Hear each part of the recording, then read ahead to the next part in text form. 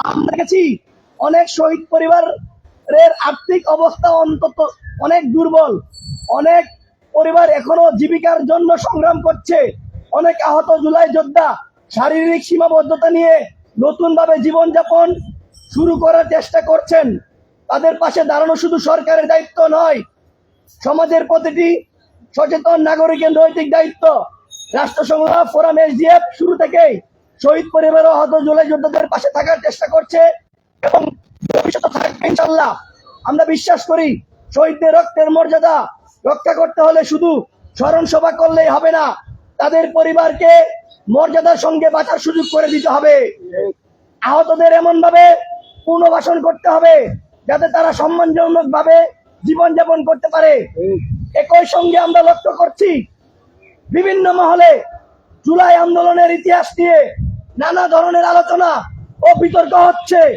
আমরা মনে করি ইতিহাস নিয়ে মতভেদ থাকতে পারে, কিন্তু ইচ্ছাকৃতভাবে বিভ্রান্তিকর তথ্য প্রচার বা কারো সম্মানহানির অভিযোগ উঠলে তা আইনের আলোকে নিরপেক্ষভাবে তদন্ত করা উচিত।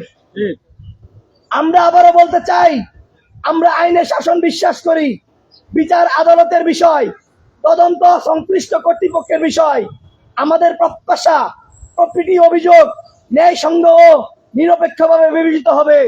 প্রিয় সাংবাদিক ভাই বোনেরা, আজকের এই সংবাদ সম্মেলনের মাধ্যমে আমরা কোনো বিভেদ সৃষ্টি করতে চাই না। আমরা চাই জাতীয় ঐক্য আর শক্তিশালী হোক।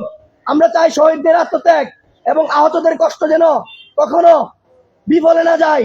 আমরা চাই ভবিষ্যৎ প্রজন্ম সত্য জানুক, ইতিহাস জানুক এবং একটি মানবিক ন্যায় ভিত্তিক বাংলাদেশ গড়ে তুলুক। আমরা দৃঢ়ভাবে বিশ্বাস করি একটি রাষ্ট্র তখনই শক্তিশালী হয় যখন সে তার শহীদদের সম্মান করে, আহতদের পাশে দাঁড়ায় এবং ন্যায় বিচার প্রতিষ্ঠা করে।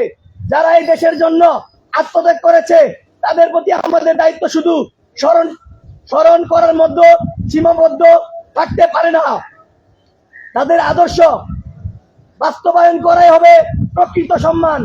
আজ আমরা সরকারের প্রতি বিনীতভাবে আহ্বান জানাই, শহীদ পরিবার ও জুলাই যোদ্ধাদের সর্বোচ্চ অধিকার দিয়ে তাদের চিকিৎসা, পুনর্বাসন, কর্মসংস্থান এবং সামাজিক নিরাপত্তা নিশ্চিত করতে হবে।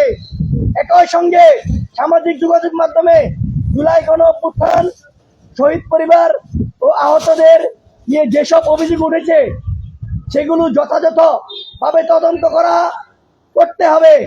তদন্তের যদি কোনো ব্যক্তি আইন ভঙ্গ করেছেন বলে প্রমাণিত হয় তাহলে আইন অনুযায়ী ব্যবস্থা গ্রহণ করতে হবে।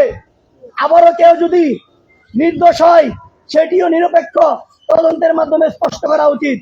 আমরা ন্যায় বিচার চাই, কোনো অন্যায় নয়। আমরা বিশ্বাস করি আইনের শাসন একটি সভ্য রাষ্ট্রের ভিত্তি। তাই আমাদের প্রত্যাশা আইন সবার জন্য সমানভাবে প্রয়োগ হবে। আপনারা সমাজের বিবেক, আপনাদের সত্য তুলে ধরুন, মানুষের কথা বলেন, ইতিহাস সংরক্ষণ করেন। তাই আমাদের প্রতি আপনাদের অনুরোধ, শহীদ পরিবারগুলোর কথা তুলে ধরুন, আহত জুলাই যোদ্ধাদের বাস্তবতা মানুষের সামনে আনুন, যাতে তাদের প্রাপ্য অধিকার নিশ্চিত করার জন্য স্থায়ীভাবে সচেতনমূলক কাজ করা যায়। আমরা শুধু একটি অভিযোগ জানাতে আসিনি, আমরা একটি ন্যায় ভিত্তিক বাংলাদেশের আহ্বান জানাতে এসেছি। আমরা এমন একটি বাংলাদেশ চাই যেখানে শহীদদের রক্তের মর্যাদা থাকবে, আহতদের প্রতি রাষ্ট্রের দায়িত্ব পালন হবে এবং আইন সবার জন্য সমান হবে। রাষ্ট্র সংগ্রাম ফোরাম এসডিএফ অতীতেও সত্য, ন্যায় ও মানুষের অধিকারের পক্ষে ছিল, এখনো আছে এবং ভবিষ্যতেও থাকবে। প্রিয় ভাইয়েরা আমার, আপনারা জানেন সামাজিক যোগাযোগ মাধ্যমে এবং বাস্তব মাঠে শহীদদের নিয়ে, জুলাইকে নিয়ে কটূক্তি করা হয়েছে। আমরা একটু ব্যাখ্যা দিচ্ছি। প্রথমে আমরা যাচ্ছি 2026-এর 1 জুলাই। আমরা 1 জুলাই দেখেছি শান্তা ফারজানা এবং তার স্বামী নিষিদ্ধ সংগঠন খুনি লীগের নেতা মেহেদি মুমিন, সে তার হাজবেন্ড সহ, তার ওয়াইফ সহ প্রেস ক্লাবের সামনে জুলাই প্রতীকী স্তম্ভে প্রকাশ্যে জুতা নিক্ষেপ করেছে।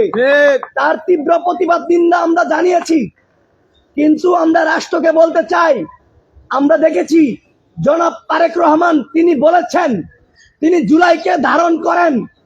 যদি তিনি জুলাইকে ধারণ করেন তাহলে তিনি কেন এখনো যে স্তম্ভে 1400-র অধিক শহীদদের রক্তে লাগানো, 30,000-এর অধিক আহতদের রক্তের বিনিময়ে যে জুলাই স্মৃতিস্তম্ভ করা হয়েছে, সেখানে যারা কটূক্তি করেছে তাদেরকে কেন এখনো গ্রেফতার করছে না সরকার?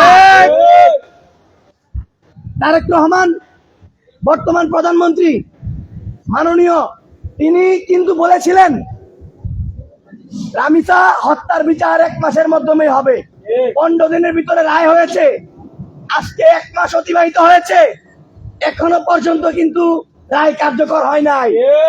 পয়েন্ট, তিনি এসে বলেছিলেন জুলাই সনদে গণভোটে হ্যাঁ ভোট দিতে, মানুষ দিয়েছে, নির্বাচনের পরে কিন্তু সেটা তিনি অধ্যাদেশ বাতিল করেছেন। তাহলে